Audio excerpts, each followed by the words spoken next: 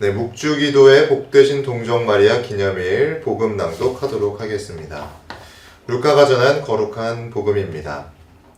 그때 어떤 율법 교사가 일어서서 예수님을 시험하려고 말하였다. 스승님, 제가 무엇을 해야 영원한 생명을 받을 수 있습니까? 예수님께서 그에게 말씀하셨다. 율법에 무엇이라고 쓰여 있느냐? 너는 어떻게 읽었느냐? 그가 내 마음을 다하고 내 목숨을 다하고 내 힘을 다하고 내 정신을 다하여 주 너의 하느님을 사랑하고 내 이웃을 너 자신처럼 사랑해야 한다 하였습니다. 하고 대답하자 예수님께서 그에게 이르셨다. 옳게 대답하였다. 그렇게 하여라. 그러면 내가 살 것이다. 그 율법교사는 자기가 정당함을 드러내고 싶어서 예수님께 그러면 누가 저의 이웃입니까? 하고 물었다. 예수님께서 응답하셨다.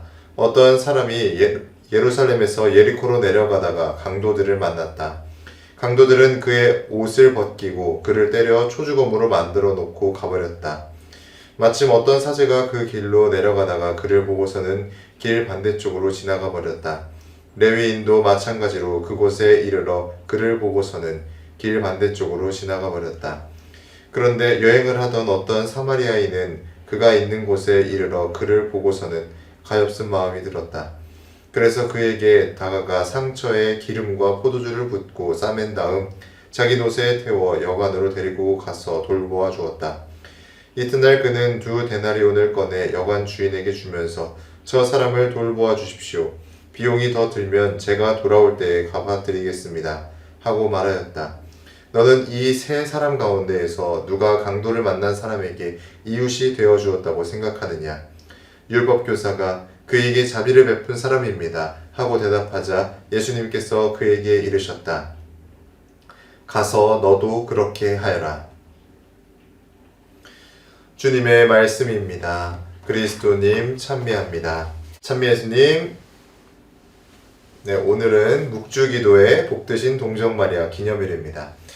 오늘 매일 미사 앞부분에서 나오는 것처럼 예전에 이 날은 레판토 해전에서 오스만 제국을 물리친 것을 기념하는 날이었습니다. 그러니까 오스만 제국이 그거잖아요. 그러니까 이슬람을 대표하는 제국이었고 또 그의 반대로 우리 그리스도를 따르는 사람들과 이제 전쟁이 있었던 거죠. 근데 거기서 이기고 나서 이제 우리가 성모님 도움으로 이기게 되었다 해서 승리의 성모 축일이라고 교황 성 비오 5세 교황께서 이제 이날을 제정하셨는데 이 날이 1960년에 들어서 성 요한 23세 교황께서 묵주기도의 복되신 동정마리아 기념일로 이름을 바꾸신 것입니다.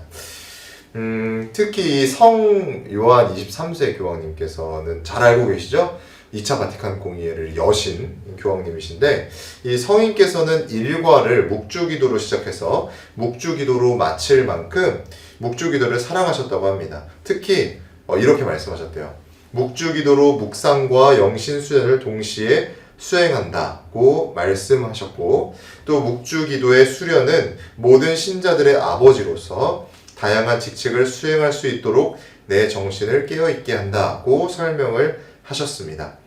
이 사실 묵주기도에 관한 중요성은 이미 많은 성인 성녀들이 말해주었고 또 우리도 그 실제로 잘 알고 있습니다. 10월이 묵주기도 성월이고 또 오늘이 그 기념일인 만큼 더욱더 열심히 묵주기도를 바치는 시간을 가져보면 좋겠습니다. 우리 교우분들 착한 사마리안법이라고 들어보셨나요? 아마 한 번쯤은 다 들어보셨겠죠? 이 법이 이 생면부지의 타인을 돕는 사회 분위기를 만들고자 하는 법이라고 말할 수 있습니다.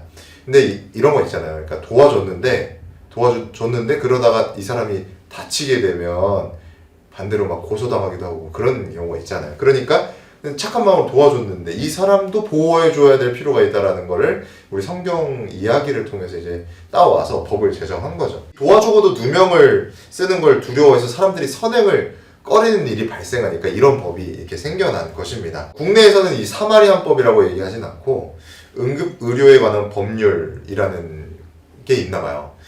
거기서 이제 면책, 그러니까 어떤 것에서 면책된다라는 그 조항만 제정되어 있다고 하네요. 저도 사실은 뭐 법적으로 엄청 잘 알거나 그런 건 아니기 때문에 저도 찾아보면서 알게 된 것입니다.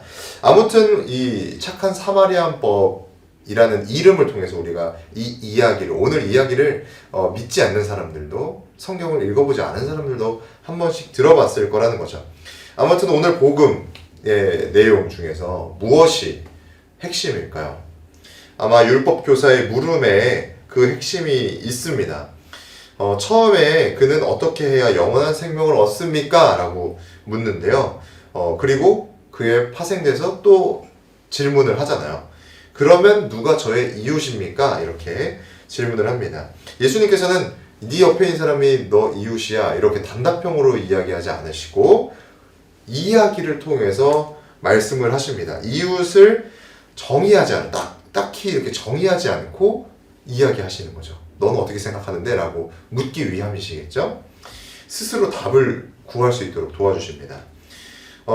이 이야기가 사실 그 사람들, 그때 이스라엘 사람들에게 되게 양심에 찔린다고 해야 될까요? 아니면 좀 불편하지만 어떤 딱 이렇게 무릎을 치게 만드는 깨달음이라고 할까요?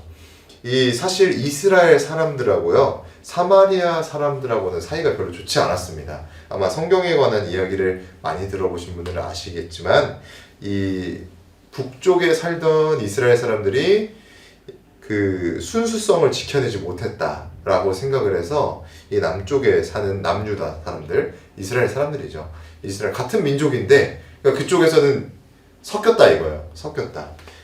그래서 지조를 지키지 못한 사람들이다 라고 생각을 해서 그 사람들을 차별했습니다. 그런데 예수님의 이야기에는 그 사마리아인, 차별받고 멸시받는 그 사마리아인 사람만이 도움이 필요한 사람을 도와줍니다. 이 이야기를 듣고 말씀해 주시고 예수님께서 그 사람에게 직접 물으시죠. 누가 강도를 만난 사람에게 이웃이 되어주었다고 생각하느냐? 그러자 그 율법 교사가 이렇게 답합니다. 그에게 자비를 베푼 사람입니다. 얼마나 그 사람에 대해서 언급하기도 싫었으면 그 사마리아인입니다. 이렇게 얘기 안 하고 그에게 자비를 베푼 사람입니다. 이렇게 얘기하죠. 예수님께서 그에게 말씀하십니다. 그러고 나서 가서 너도 그렇게 하여라. 내가 함께하고자 하는 사람만이 이웃의 범위가 아닙니다. 내가 어렵다고 느끼는 사람들도 우리의 이웃입니다. 그렇다면 우리의 이웃, 내가 실제로 느끼는 이웃의 범위는 어디까지인가요? 오늘 복음의 마지막 말씀을 기억했으면 좋겠습니다. 가서 너도 그렇게 하여라. 아멘.